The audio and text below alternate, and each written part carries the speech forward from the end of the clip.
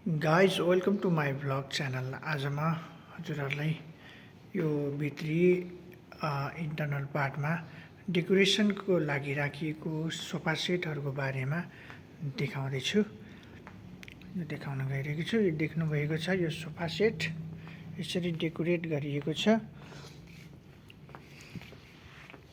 यो लिभिङ एरियामा सोफा सेटको डेकोरेट गरिएको छ। यो एङ्गलबाट पनि देखाउँदैछु, हेर्नु होला।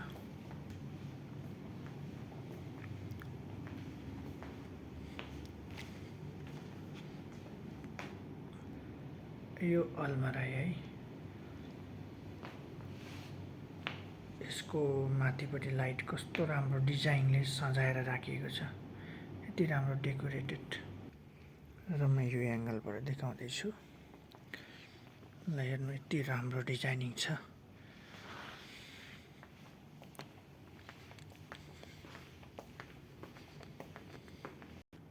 र अब म पूजा रुममा छिर्दैछु।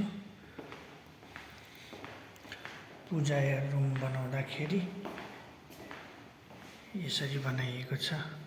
टक्क त्यहाँ घर्रा छ मुनि, त्यसमा पूजा सामग्रीहरू राखिन्छ र यसको माथि ओम लेखिएको छ।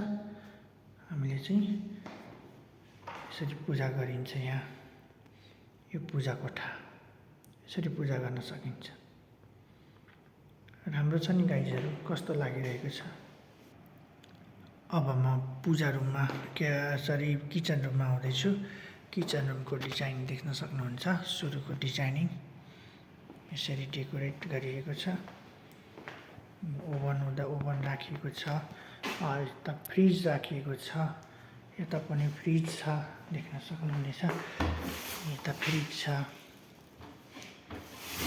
यो फ्रिज राखिएको छ। ओभन यसरी झ्याल राखिएको छ।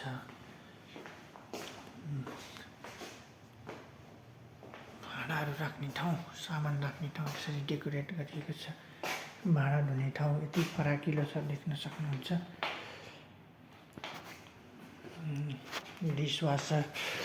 डिसवासर पनि छ, यहाँ सबै थोक छ। गाइड्सहरू देख्न सक्नुहुन्छ। यो चाहिँ बाहिरको भाग हो। यो वाटर फाउन्टेन भित्रबाट पनि यसरी देख्न सकिन्छ, हेर्नु होला। सिसा छ यहाँ। यो लिभिङ एरियाद्वारा चाहिँ बाहिरको दृश्य यसरी देख्न सकिन्छ। भित्रबाट लिभिङ एरियाबाट बाहिरको दृश्यलाई यसरी अवलोकन गर्न सकिन्छ। अहिले त्यो खुला छैन, त्यो खुला गर्दाखेरि त्यहाँबाट वाटर पानी झर्दछ है, आकर्षक देखिन्छ। त्यसपछि गाइजहरू अब म डाइनिङ एरिया देखाउन गइरहेको छु। डाइनिङ एरिया यसरी बनाएको छ, तर अहिले चाहिँ फर्निचरहरू यहाँ भरिएको छैन। यो चाहिँ डेकोरेसन हो।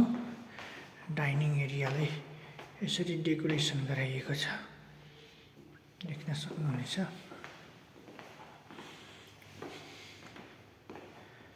यसरी लाइट जडान गरिएको छ।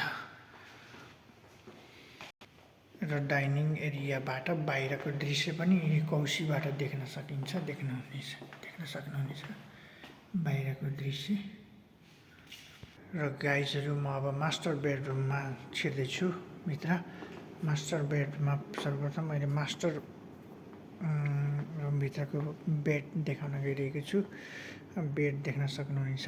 यो डिजाइनको व्हाइटवाला बेड राखिएको छ।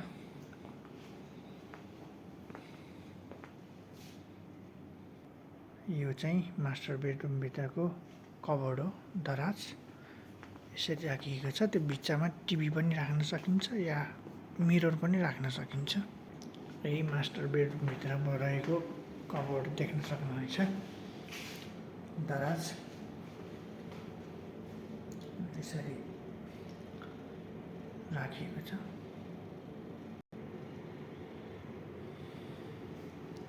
र बाथरुम, मास्टर बेडरुमभित्रको बाथरुम पनि देख्न सक्नुहुनेछ। यसरी सजाइएको छ। यहाँ सानो पुल छ, बच्चाहरू या ठुलै मान्छेले पनि खेल्न सक्ने खालको पुल छ। सावर पनि छ, माथिबाट पानी झार्ने खालको। यो तामाको सावर राखिएको छ यसमा।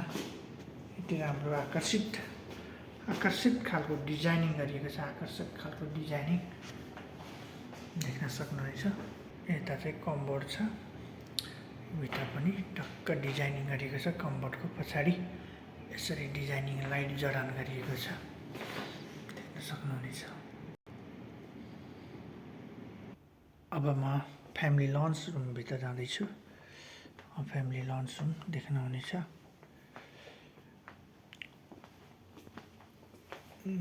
सरी फ्यामिली स्विट रुममा, फ्यामिली स्विट रुमको भित्र यसरी बेड राखिएको छ।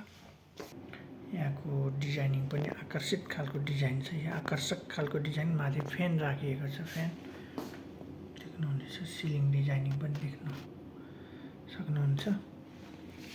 फ्यामिली लन्च रुमभित्रको यो बाथरुम देख्न सक्नुहुनेछ, यसरी राखिएको छ।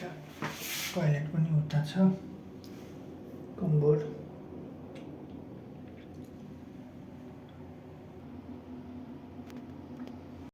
यो चाहिँ तल झर्नको लागि भर्याङको सिँढी कसरी बनाएको छ, रेलिङ कसरी बनाएको छ देख्न सक्नुहुनेछ।